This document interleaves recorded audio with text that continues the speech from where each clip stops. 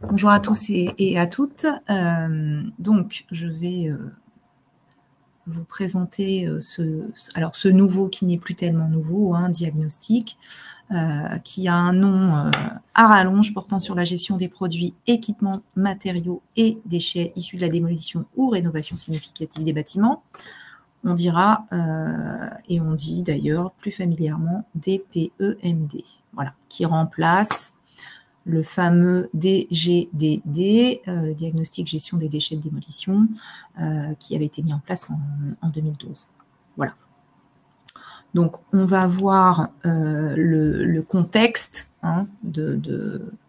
global de ce diagnostic, le dispositif réglementaire complet qui a mis beaucoup de temps à sortir et qui est effectivement enfin complet en 2023, le diagnostic et son contenu.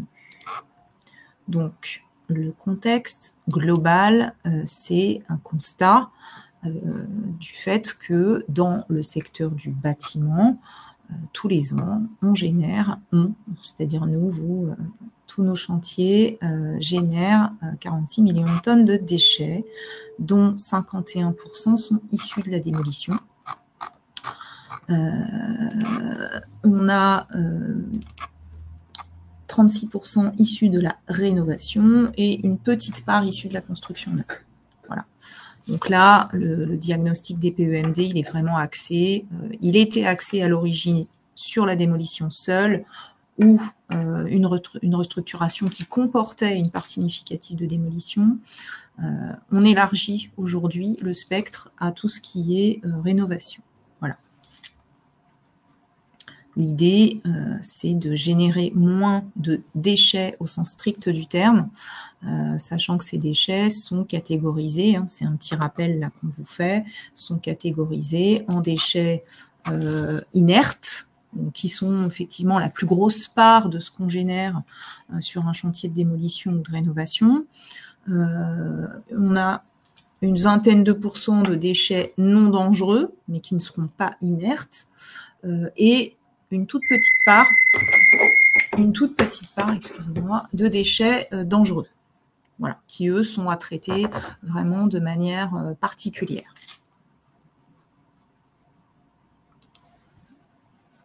Donc l'idée du diagnostic, qui était déjà le principe au départ, c'était quantifier et trier. Le principe de 2012, c'est toujours l'idée de quantifier et trier les matériaux, les produits, les équipements sur un chantier. L'idée maintenant, nouvelle, c'est plutôt de les mettre à disposition. Voilà, donc plutôt que dire je mets en filière déchetterie, de mettre à disposition ce qui est possible de réutiliser ou remployer pour économiser les ressources naturelles, ne pas aller repiocher dans la nature ce qu'on prend pour nos constructions, pour nos réhabilitations, et de se resservir de ce qui peut être réutilisé. Voilà. Et enfin, le but aussi, c'est de tracer pour rendre compte de ce qui est fait sur chaque opération.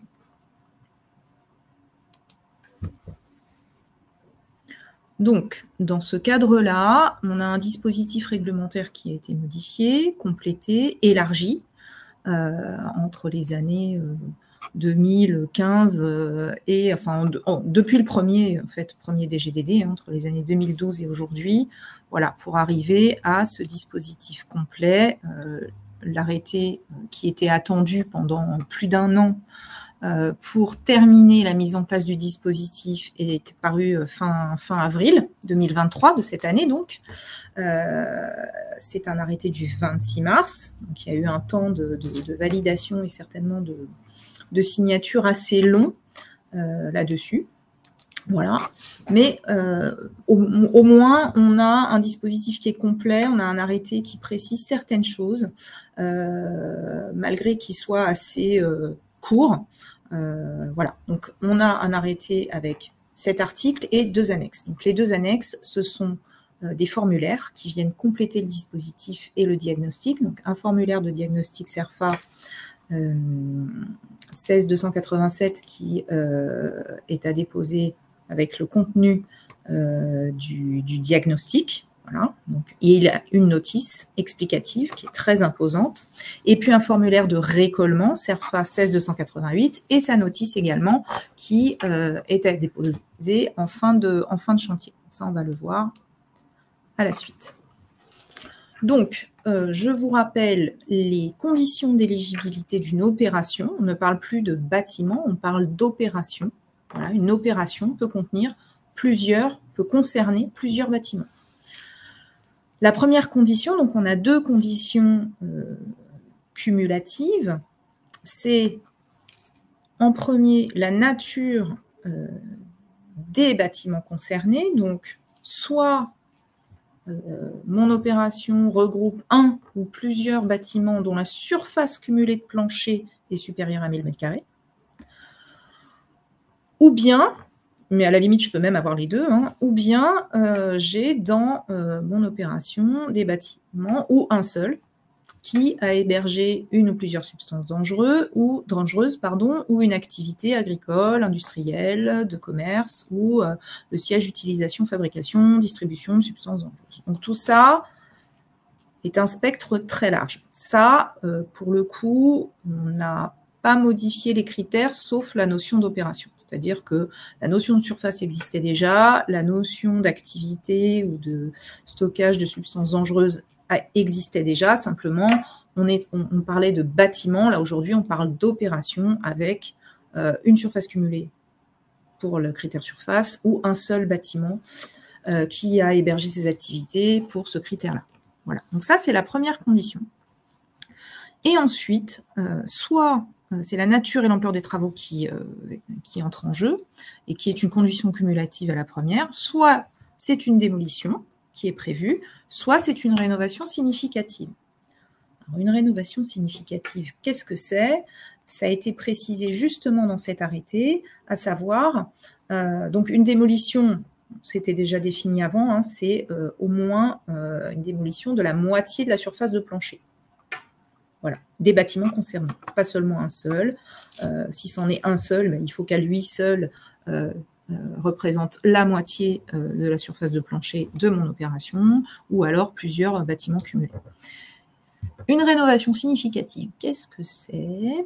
C'est une destruction ou le remplacement d'au moins 2 des éléments de seconde œuvre qui sont listés dans l'arrêté.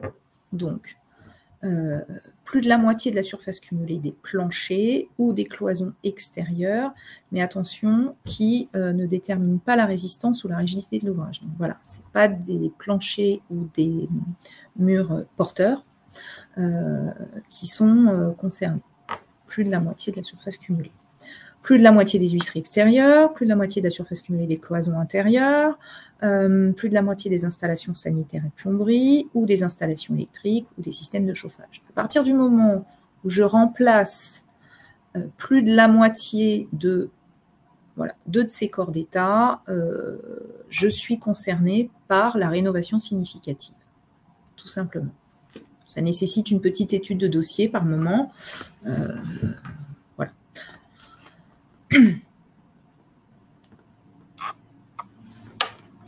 Ensuite, cet arrêté, donc après avoir bien posé ces bases-là pour bien définir si l'opération est éligible et soumise à cette obligation de diagnostic PEMD, on a les modalités de transmission de ces diagnostics et des formulaires qui sont associés.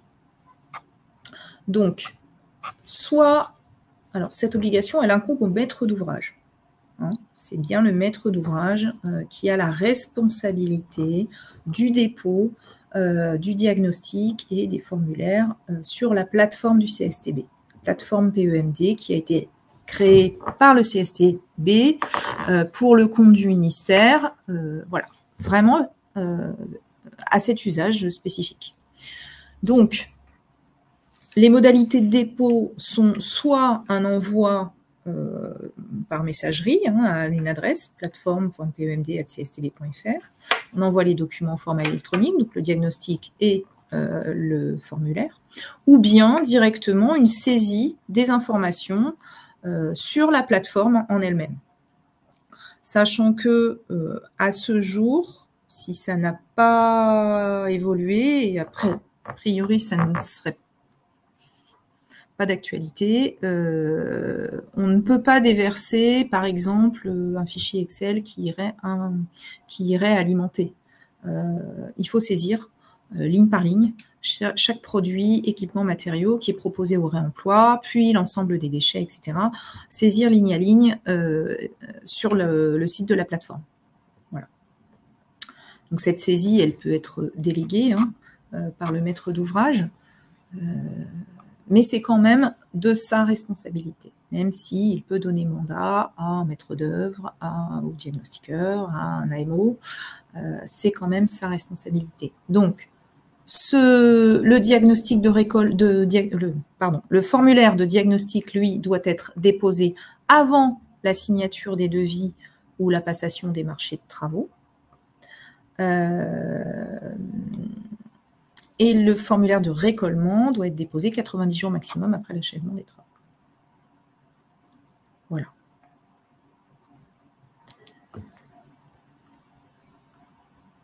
Quand est-ce que ce dispositif est entré en vigueur? Il est entré en vigueur au 1er juillet 2023. Donc, tout ce qui était dépôt de demande d'autorisation d'urbanisme, donc dépôt de demande de travaux ou permis de démolir, qui était déposé après le 1er juillet 2023, ces opérations-là étaient soumises au DPEMD.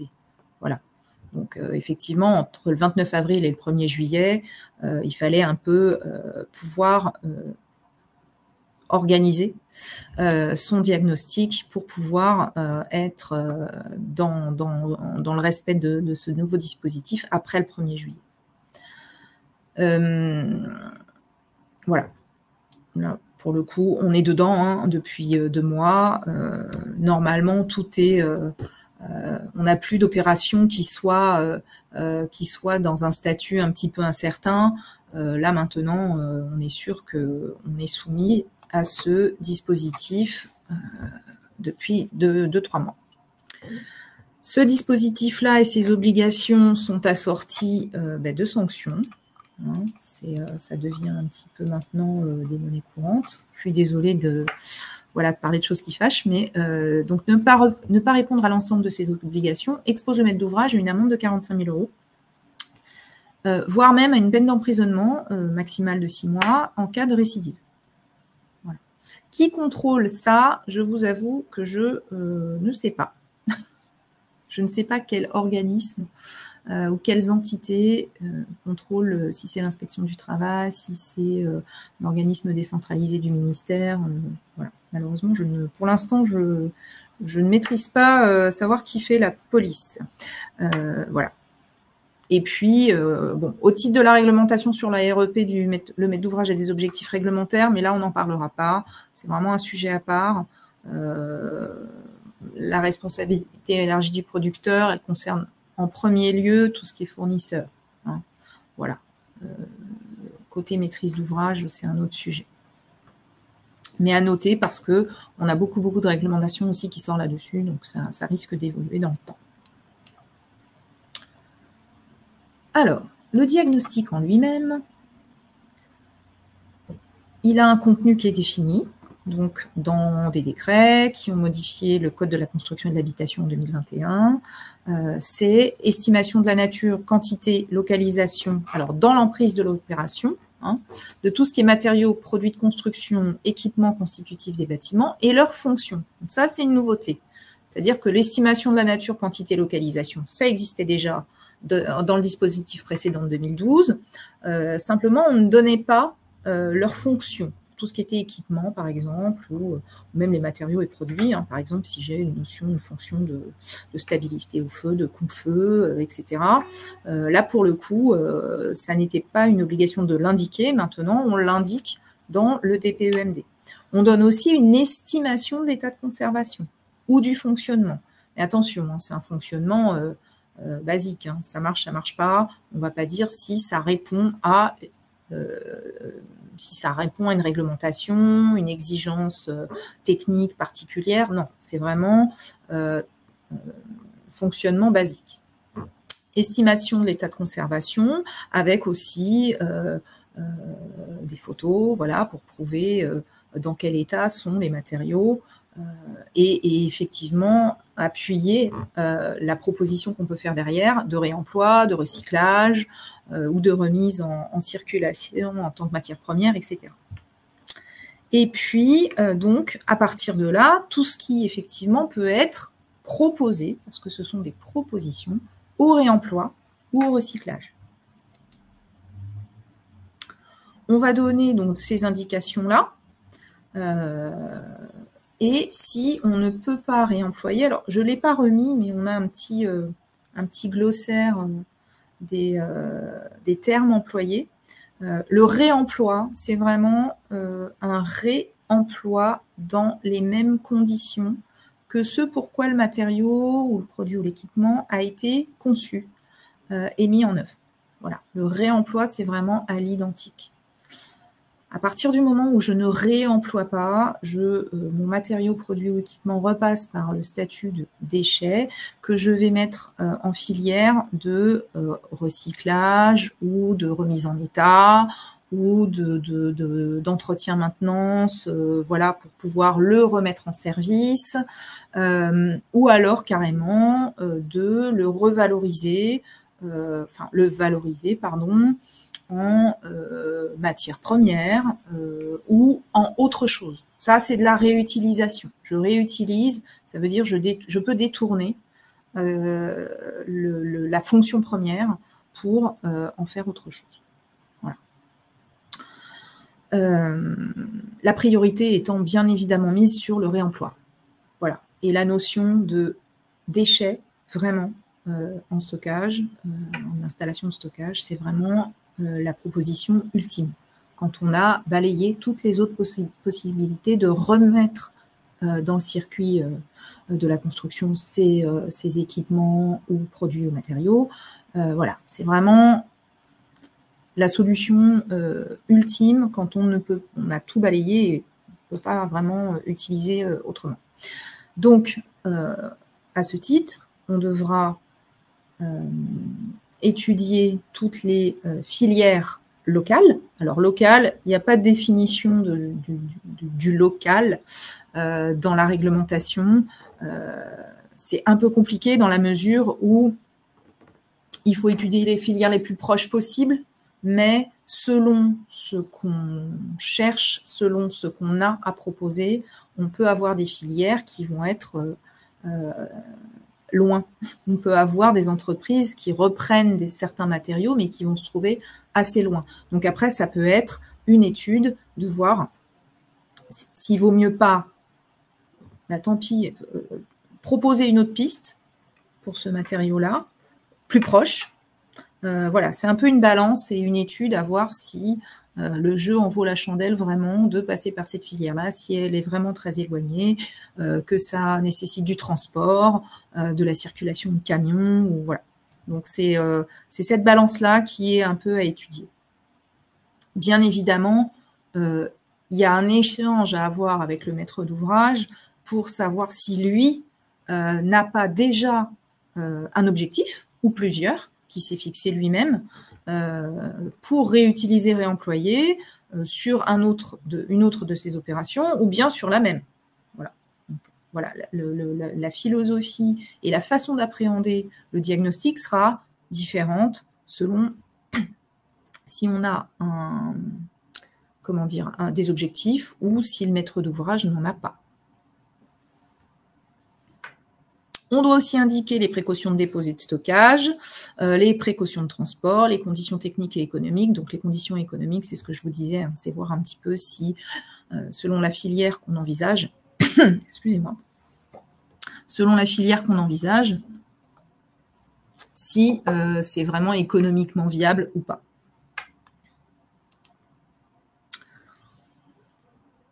Je vous parlais donc de ces fameux formulaires. Donc, on a un formulaire qui reprend les éléments du diagnostic, donc avec plusieurs tableaux à remplir,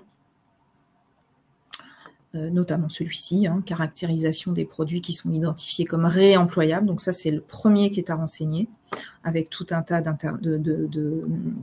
d'indications sur les dimensions, le type, l'âge estimé, l'état de conservation. On peut même faire des fiches à côté pour dire, voilà, j'ai la marque, j'ai une notice, j'ai des documents, voilà, afférents à ce matériau-là ou à cet équipement. Ça apporte des explications, voilà, sur les conditions techniques et économiques exigées, les conditions donc techniques. Ce sont, alors ça c'est précisé dans les notices qui sont associées au formulaire. Les conditions techniques, ça concerne le fait qu'on ait ou pas des guides techniques sur les méthodologies de dépose, de réemploi, etc., de conditionnement. Voilà, est-ce qu'il existe des guides? C'est écrit comme ça dans les notices. Et puis les conditions économiques, c'est sur l'intérêt économique. Comme je vous le disais, voilà, le prix du même produit, ou de l'équipement qui serait vraiment très élevé, ou alors est-ce qu'il a un intérêt patrimonial? Est-ce que je suis dans un site qui peut avoir un intérêt architectural et où je vais avoir besoin de pierres ou d'un certain type de menuiserie, etc., où là je vais pouvoir réemployer ce qui était déjà sur site. Enfin voilà, les notices des CERFA qui sont associés ou annexés à l'arrêté comportent énormément de précisions, voilà, sur ce qui est attendu.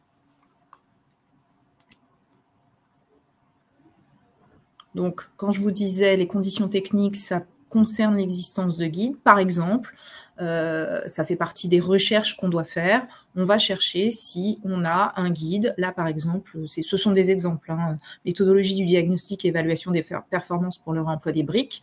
Voilà, c'est la Fédération du bâtiment qui a édité quelques guides. Sinon, vous pouvez avoir des guides aussi qui sont locaux. C'est l'initiative du département ou de la région dans laquelle se trouve votre opération qui peut avoir des plans de gestion des déchets, qui peut avoir des guides ou des annuaires avec des filières locales. Voilà, donc il y a pas mal de choses de recherche personnelle et permanente parce que c'est un domaine où ça bouge beaucoup, beaucoup. Et puis sur les conditions économiques, là pour le coup, même chose, c'est-à-dire il faut aller chercher plusieurs sources d'informations sur les coûts parce qu'il n'y a pas de référentiel national sur les coûts de dépose, les coûts de transport, etc. Donc là, c'est pareil, ce sont des exemples. Hein. Je n'ai vraiment pas d'affinité avec l'un ou l'autre, mais voilà, ce sont des exemples de plateformes qui proposent aussi de stocker le temps que les matériaux puissent être pris, par exemple. Il y a des plateformes de stockage pour ça. Voilà, j'ai un peu dépassé les 20 minutes, mais je pense que c'est nécessaire de faire... de s'étendre sur certains sujets. Merci beaucoup Claire.